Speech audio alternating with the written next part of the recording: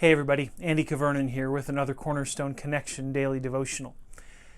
Several months ago, somebody reached out to me and they wanted to meet. And, you get an email like that, a text maybe, a conversation. They say, hey, I need to talk with you. I don't know what your gut reaction is, but for me, sometimes I can panic a little. My heart can sort of creep up in my throat and I think, oh boy, what are they upset about? What did I do wrong? How did I wrong them inadvertently? I mean, what's going on here? I wonder what they want to talk about. And I can kind of fret over it. At least that was especially true in my younger days. And of course, these people, they came in and we talked. And yeah, they had some questions about some leadership decisions that we were making and an approach to something that they just wanted to ask for clarity on. And I tell you what, we had the conversation. It was so rich and so good. And we were able to affirm with each other that, we may not be thinking exactly the same about this or that issue, but what we do affirm and what we think the same about is we value each other. We're so glad. I was so glad that they were willing to voice what they were thinking to me. We had a great conversation, and that person and I still remain in good relationship these days. And friends, it reminds me of the reading for today in Matthew chapter 18. Here we're walking with Jesus, really on the road to the cross, and now he's turned his ministry from a ministry focused primarily to the Jews, to the Hebrew people, the Israelites, now to the Gentiles. The Israelites have largely rejected him, and he's bringing judgment on them, saying, woe to you, you teachers of the law, in different ways like that.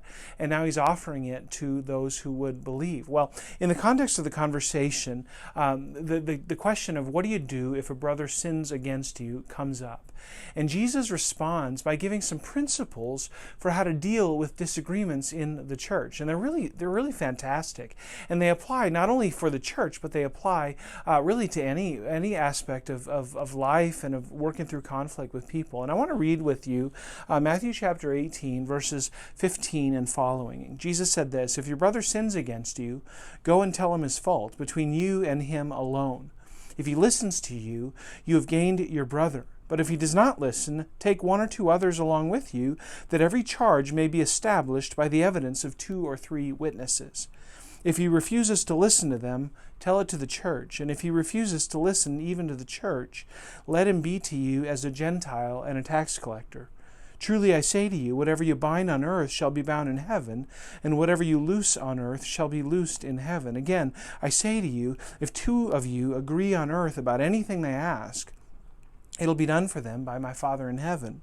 For where 2 or 3 are gathered in my name, there am I among them.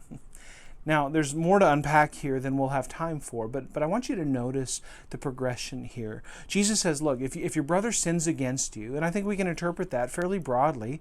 Look, if your brother's doing something that you don't agree with, and we can also say your sister, okay? If your brother or sister are doing something that you don't agree with, that you're struggling with, go talk to that person.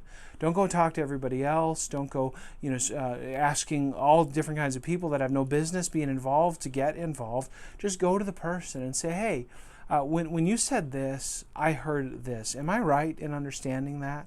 Ask them for clarity.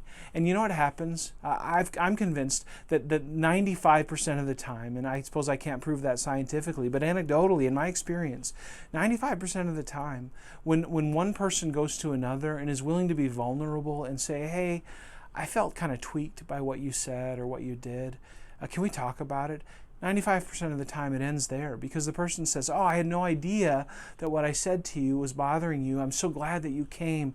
I'm sorry that I did that. I'm sorry that I didn't think better about what I was speaking or any number of things. But the relationships almost always get better. Now, what happens if they don't? Well, then the text says, and Jesus says, look, if he doesn't listen to you, then take 2 or 3 others along with you. And in ancient times, the witness of 2 people or more was a powerful witness. It was a confirming witness. And Jesus is saying, look, if that person doesn't believe you based on your testimony, then bring 2 or 3 others. Don't bring the whole church. Don't bring everybody. Don't make a public case against this person, but bring 2 or 3 others, and that ought to be enough for this person to listen and to say, oh, all 3 of you agree that I'm not thinking clearly on this. I'm acting out of bounds.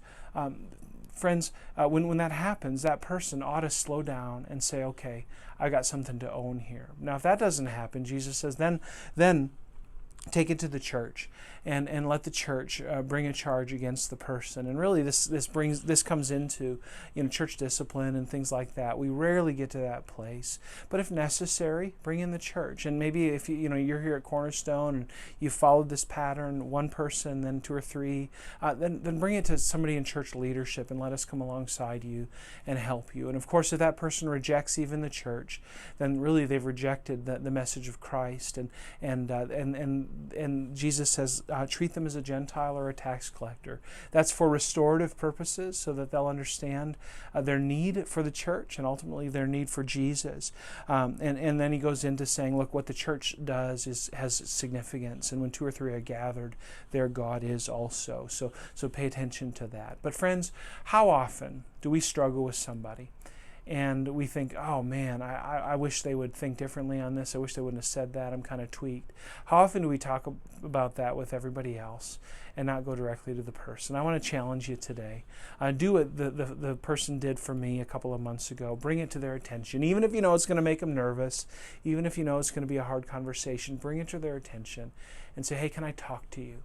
And I trust that the vast majority of the time, you're going to experience grace in that moment where you say, hey, this is what I'm feeling, this is what I'm struggling with, and that person has a chance to respond.